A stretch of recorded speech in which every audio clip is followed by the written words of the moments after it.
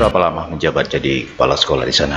Saya menjabat kepala sekolah itu terhitung Juli ya, 30 Juli 2018 sampai sekarang, Pak. Sampai sekarang ya. Berarti kurang lebih 3 tahun, Pak. Iya. Jenis sekolah kita itu apa, Pak?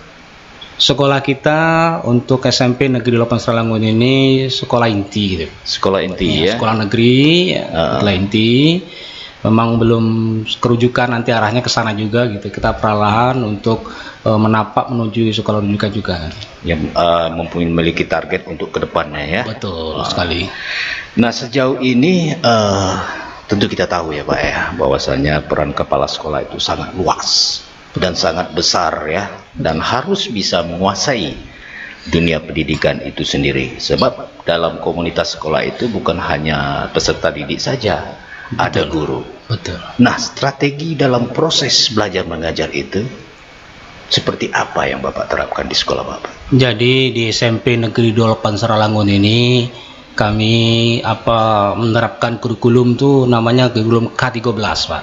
K13. Iya, sudah kita masuk K13. Kemudian strategi-strategi kami untuk mengembangkan dalam proses belajar mengajar ini gitu kan. Kami menggandeng Tanoto Foundation. Iya. Tanoto Foundation itu untuk bagaimana nanti bisa proses belajarnya itu lebih menarik, anak-anak termotivasi, menyenangkan gitu kan. Itu yang kita gandeng untuk mitra kita gitu kan. Jadi diadakan nanti ada modul 1 sampai 3 dan seterusnya gitu kan. Jadi nanti guru-guru itu dilatih, kemudian guru-guru juga diberikan pengetahuan, diberikan pengajaran juga, diberikan wawasan, diberikan latihan bagaimana membuat anak itu supaya menarik dalam ikuti belajarnya, antusias gitu kan. Kemudian juga dilengkapi dengan media-media gitu kan, media pembelajarannya. Jadi belajar bukan hanya sekedar ceramah-ceramah saja, tapi bervariatif dengan metode-metodenya gitu kan, dengan media-medianya juga gitu kan.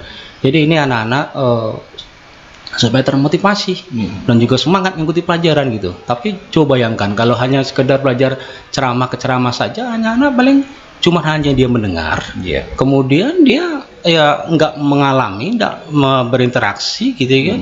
Tapi kalau dengan adanya audio visualnya gitu, media-media juga mengalami, merasakan juga. Nah itu akan lebih menyerap katanya itu, merasakan juga gitu. Nah ini yang kita bahas itu. Kemudian dalam strategi kami pembelajaran juga itu ada kami namanya rumah belajar juga gitu kan, sudah kami rancang, sudah dipakai gitu kan. Jadi anak-anak atau gurunya yang mau mengajarkan kepada anak-anak siswa kami bisa dipakai ruangan itu untuk belajar gitu. Ya, rumah belajar itu beda dengan pojok baca ya? Beda Pak. Oh beda. Kalau pojok baca itu biasanya kita adakan di belakang-belakang kelas gitu kan, ataupun juga di sudut-sudut taman kita gitu. Namanya pojok ya? Iya, pojok gitu kan. Nanti ada beberapa buku literasi sebelum nanti anak-anak itu belajar ke mata pelajaran, ini sudah sudah membaca-baca itu gitu kan. Tapi kalau rumah belajar ini lebih lengkap gitu kan. Jadi setiap materi-materi belajar itu di situ sudah ada di programnya gitu kan. Itu sampai 260 giga itu Pak. Gitu ya. Iya, jadi kalau anak misalnya guru mau ngajarkan, mau ngambil materi apa, di situ sudah ada di situ SKKD-nya, kemudian materi-materinya, video-videonya, tinggal sambil menonton. Guru tinggal mengarahkan lagi. Jadi lebih ini sudah saya garap ini kan, walaupun belum 100% tapi udah mulai berjalan. Iya, di situ ada proyektornya sudah ada, wifi-nya juga sudah ada. Jadi anak-anak belajar senang sekali gitu. Nah itu Pak, dalam segi strategi internal katakanlah. Nah kalau untuk eksternalnya, karena tanda kutip tadi Bapak kan di perbatasan nih. Betul. Nah untuk mengajak atau merespon masyarakat dalam mendukung atau menyukseskan pendidikan di sekolah Bapak itu, trik seperti apa yang Bapak tawarkan masyarakat supaya mereka merasa peduli dengan pendidikan yang ada di lokasi tersebut? Silakan. Kami di SMP Negeri Seralangun ini kita bermitra dengan masyarakat, kemudian juga keterlibatan masyarakat itu memiliki pendidikan itu sendiri gitu kan. Bukan hanya sekedar anak disekolahkan, kemudian orang tuanya tidak perhatian, bukan seperti itu. Tapi bagaimana kita bisa bermitra gitu kan, bermasyarakat. Salah satu kompetensi kami juga harus bagaimana masyarakat ini yang kita kelola itu aset kita, aset kita untuk mendukung program-program kita juga gitu kan. Oleh karena itu kami ada namanya untuk pada parenting school gitu kan. Parenting school nanti kita adakan undang orang tua itu gitu kan. Kita berikan pengarahan, materi-materi tentang bagaimana mendidik anak di rumahnya gitu kan. Nah, seperti itu gitu kan. Nah, sejauh ini selama Bapak memimpin ya, setelah, sedang, dan akan, itu program apa saja Pak yang dilaksanakan di sekolah kita? Kalau saya sekarang ini yang sedang berjalan memang yang saya sekam tadi ya, untuk proses belajar itu lagi berjalan itu untuk Tanoto Foundation ya, ini sedang berjalan. Kemudian untuk yang akan datang itu kita nanti kita sudah pelatihan itu in-house training ya, pembuatan medium belajarannya kemarin kita sudah laksanakan itu. Jadi harapan saya nanti sekolah anak-anak itu belajar menyenangkan, dan kemudian guru-gurunya mempunyai media, sudah bisa misalnya yang mudah-mudah saja medium pembelajaran yang simple-simple gitu kan, atau menggunakan PowerPoint atau menggunakan media-media bergambar seperti itu kan. Nah ini yang harapan saya ke depan seperti itu. Kemudian saya mengimpikan bahwa sekolah itu kita pandang secara utuh gitu kan, baik itu gurunya, kepala sekolahnya, warga-warga yang lain, memang saling bahu-membahu untuk bisa memunculkan ya, kemudian juga bisa menghadirkan sekolah yang berkualitas gitu kan, yang berkualitas itu.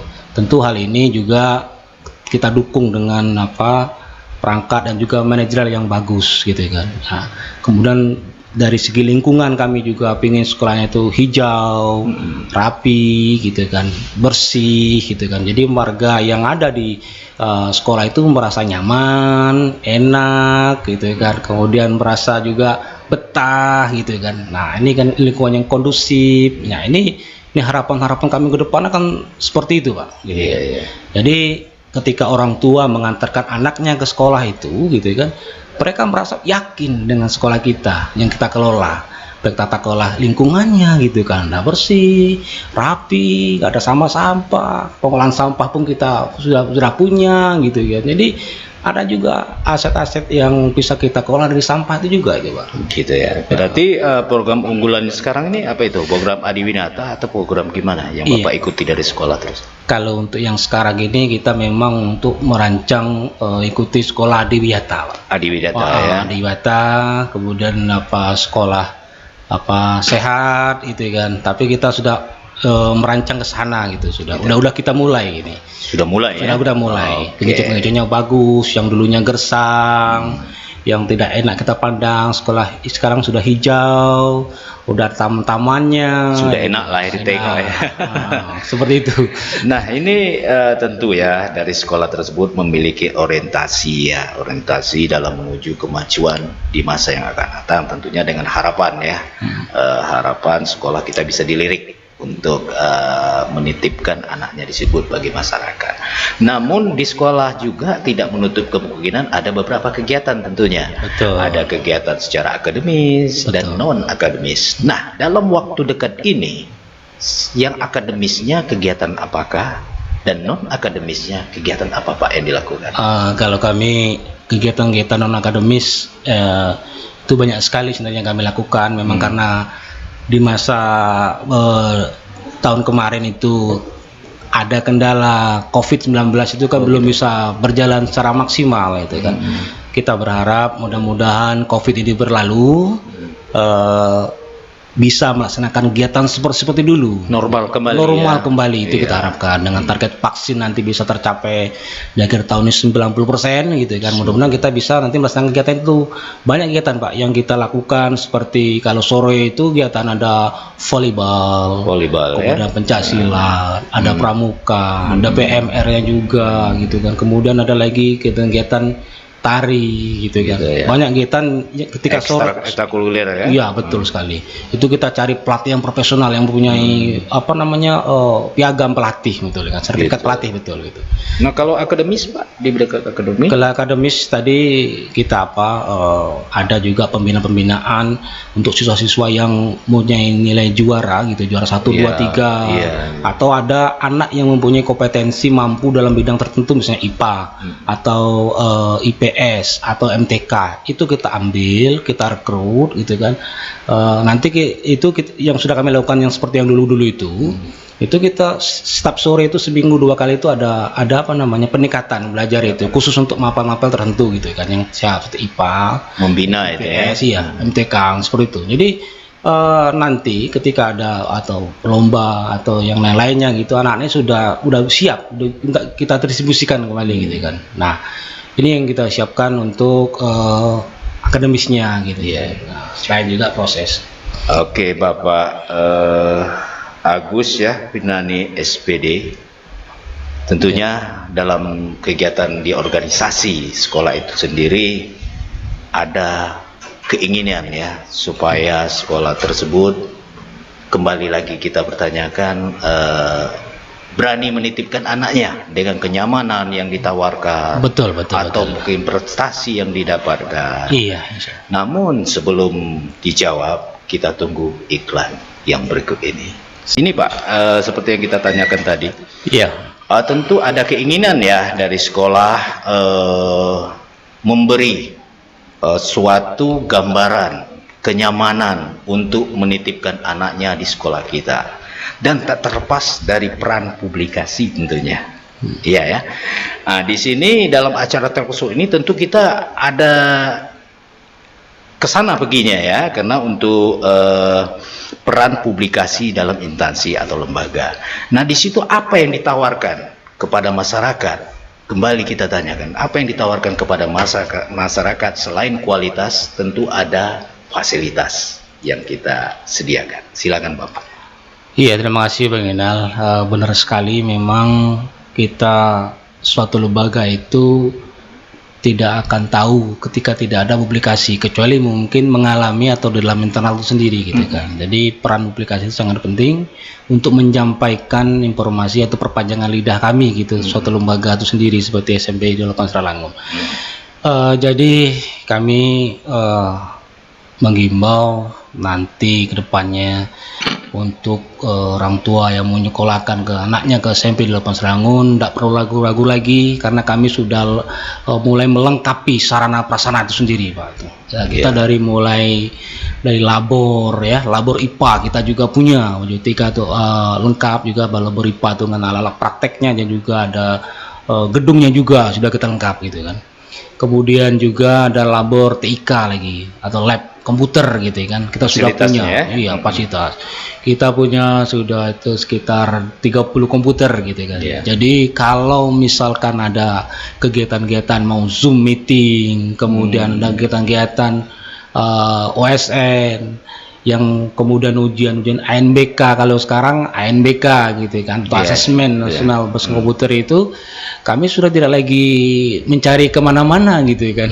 Sudah ada ya. Sudah ada lengkap gitu kan, lengkap dan bisa digunakan gitu kan. Kemudian jaringan internet atau akses internet pun juga kami lancar, punya wifi gitu kan, yang sangat memadai sekali gitu, dan itu bisa mengcover semua lini-lini sudut di sekolah itu sendiri gitu kan. Nah, menunjang kegiatan yang ada di sekolah ya. Nah, itu betul sekali itu. Jadi kawan-kawan ketika ada kegiatan-kegiatan yang sifatnya aktivitas di sekolah itu gitu kan, bisa kita punya kalau dulu kan punya web sendiri itu, web SMP Negeri Seralangun itu punya web yang dikelola gitu kan. Kemudian ada juga ya punya media sosial gitu ya, Facebook gitu kan. Aktif ya. Iya, aktif gitu kan. Jadi ini gunanya juga salah satu untuk publikasi kita, untuk mencerminkan bagaimana sekolah kita ini di hadapan masyarakat gitu kan. Memperkenalkan juga. Nah, jadi fasilitas-fasilitas ini sangat mendukung sekali untuk peningkatan mutu belajar kualitas sekolah kita. Dan juga ada didukung lagi tuh Bang, didukung dengan perpustakaan. Perpustakaan tuh saya katakan sudah lengkap itu, sudah ada sekitar 6.000 judul di perpustakaan kami itu gitu. Udah lumayan Sangat banyak ya, lumayan Sangat banyak. banyak. Jadi untuk ini 2022 saya juga mau mengadakan untuk literasi, nanti ada kegiatan-kegiatan anak yang untuk gemar, bagaimana untuk gemar membaca gitu kan. Gitu. Membaca buku atau cinta, kunjung ke pustaka. Ini kita lihat lagi kan. Memang itu tidak mudah, tapi itu bertahap kita lakukan, kita rancang strategi-strateginya untuk menjaring itu gitu kan. Dan kemudian kami juga selain punya labor IPA, labor TIK, perpustakaan, nanti ada rumah belajarnya juga lagi gitu, kantornya juga yang cantik gitu ya. Ya kita sangat menarik sekali gitu kan. Ketika masuk tuh merasa nyaman tuh, adem gitu kan. Nah, kita desain seperti itu, penuh penghijauan gitu kan. Pokoknya meningkatkan kenyamanan ya. Betul sekali. Komunitas sekolah. Iya, jadi betah di situ. Wifi-nya pun ada terakses seperti itu kan. Terakhir. Iya. Jadi di samping yang kita bicarakan tadi dan sudah banyak yang kita dialog. Kepala sekolah itu kan memiliki standarisasi. Betul. Salah satunya wirausaha ya. Telah dilakukan. Kan gitu. Iya. Nah, namun pasti mempunyai harapan setiap manusia, termasuk kepala sekolah. Nah, harapan seperti apa yang diharapkan kepada pemerintah, kepada ini dalam mensukseskanlah atau dalam pembangunan sekolah, sehingga dengan tujuan mendapatkan sekolah yang bermutu dan berkualitas. Silakan harapannya, Pak. Terima kasih. Selama ini untuk jiwa kewirausahaan kami yang kami lakukan di sekolah itu, kami kan mempunyai lahan yang kosong gitu kan. Di sela-sela lahan yang kosong itu sudah sebagian kami tanami sawit gitu kan. Walaupun sekarang nih masih belum menghasilkan gitu kan. Gitu. Tapi Milik sekolah itu ya? Iya, di sekolah itu kan. Ini sudah mulai saya tanam ketika saya baru-baru di situ gitu kan. Nah, ini sudah umur sekitar ya 2 tahunan lah. Belum bisa menghasilkan secara penuh, baru mulai buah dompet lah sawit gitu kan. Dan tidak banyak itu, ada sekitar 60 batang. Tapi kalau misalkan bisa maksimal gitu kan, bisa untuk membantu ya kebutuhan lain bisa tercover gitu kan. Gitu. Nah, untuk dinas sendiri gimana Pak harapan Bapak? Bantuan atau fasilitas yang diharapkan dari dinas sendiri, baik itu secara spiritual, secara spirit, atau mungkin secara material ya, atau pembangunan. Silakan Bapak, apa yang ingin saya sampaikan melalui forum ini adalah bahwa sekolah kami itu berdiri tahun 2005 gitu kan, dan pembangunan itu dilaksanakan di 2004 hingga sekarang, berarti sekitar sekarang sudah 16 tahun gitu kan. 16 tahun sudah mulai tampak gitu kan, seng-seng kami yang mulai infrastrukturnya yang sudah mulai keropos ini kan. Kemudian ya lantai-lantainya, walaupun itu sudah kami lakukan pemeliharaan, cuman itu kan butuh yang ada keterbatasan. Iya, betul, besar yang besar sekali itu. Jadi kalau bisa tuh ada perhatian ya, perhatian mungkin ada bantuan atau gimana ya dalam demi meningkatkan mutu dan kualitas pendidikan. Saya yakin. Oke, baiklah Pak Agus, sepertinya waktu juga lah yang memisahkan kita. Iya, Pak. Jadi karena kita dia punya ada batasnya waktu ya yang telah kita sepakati. Kami dari SMA, SMP mana tadi Pak? SMP Negeri 28 Saralangun di 24 Sikut, Pak ya? 28 ya, di Sikut perbatasan ya? Oh iya, perbatasan Nibung Saralangun. Betul. Tunggu batas. Tunggu perbatasan.